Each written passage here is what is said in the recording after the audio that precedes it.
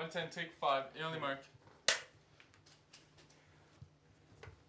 And action.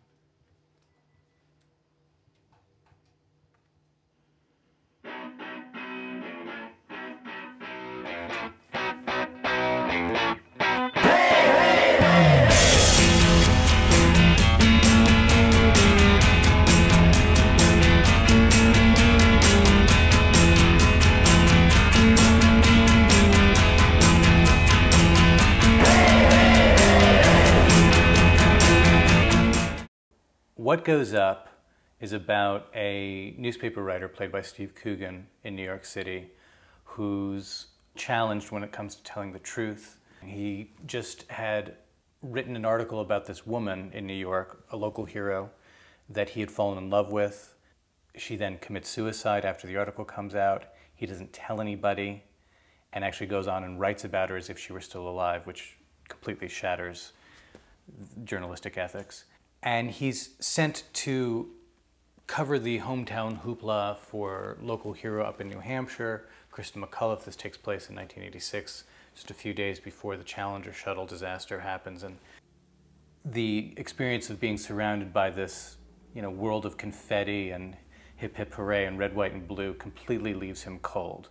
But then he encounters this group of kids who cut through the red, white, and blue with this swath of black. They're mourning the death of their own hero, their own teacher, and he feels a kinship with them and basically drops the local hero story that he was sent there to cover and follows them and enters into their world.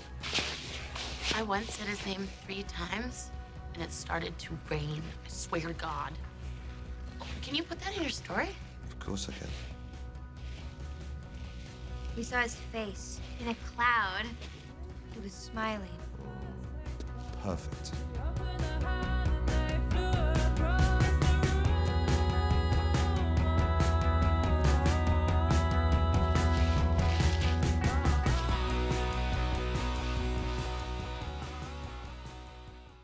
I co-wrote the script with Bob Lawson, and he was on set and writing things when I was directing, doing little rewrites and things like that. So I was very fortunate to not have to put the writer hat back on.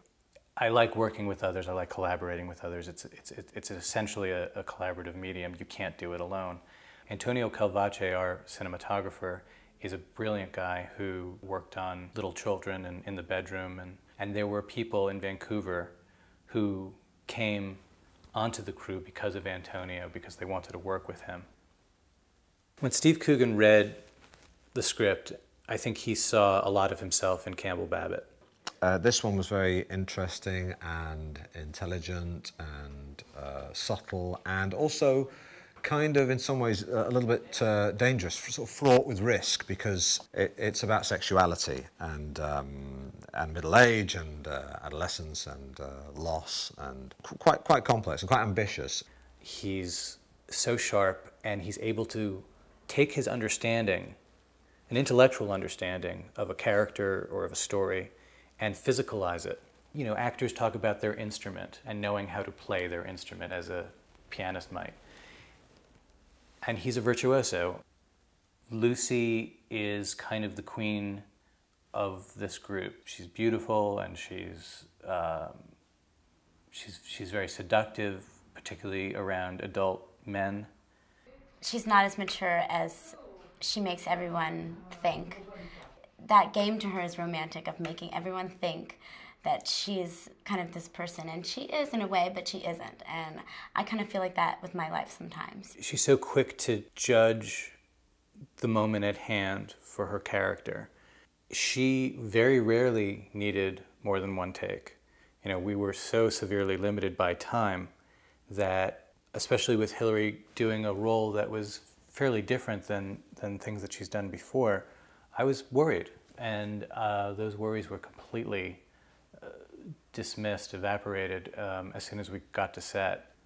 When Olivia Thirlby auditioned for us, we were so blown away, and it was one of these moments where, done, she's it.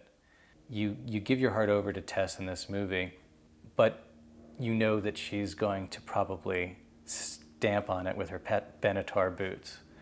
And that's why Tess is just so beguiling. She really does act out of a righteous place. You know, she doesn't realize that that just because she's experienced something to happen a certain way, it doesn't mean that that's the way it happens every time in every situation. Josh Peck is, you know, also an actor who has done a lot of comedy and is able to make his part so bittersweet and so multi-layered.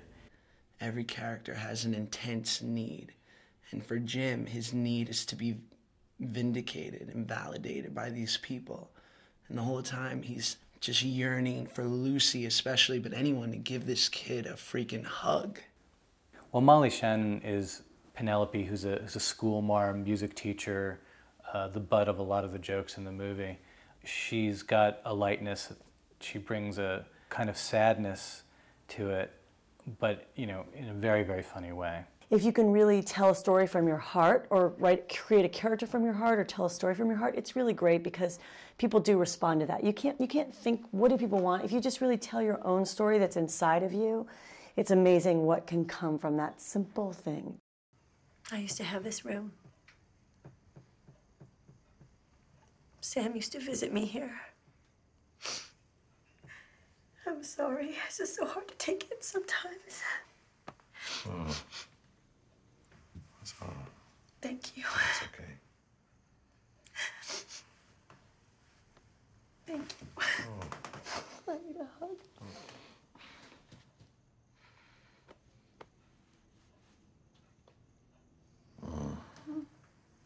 Oh dear. I think that with each passing day, the craziness that surrounded the business of filmmaking is growing more and more faint. And what's left is, in fact, the edifice that we all built together, all the cast, myself, my partners. I'll always be able to talk about how crazy things were on set, and let alone pre-production and post-production for that matter. But those things are going to just be stories. In film, the only thing that matters is what the camera captures, and what we captured was some great stuff.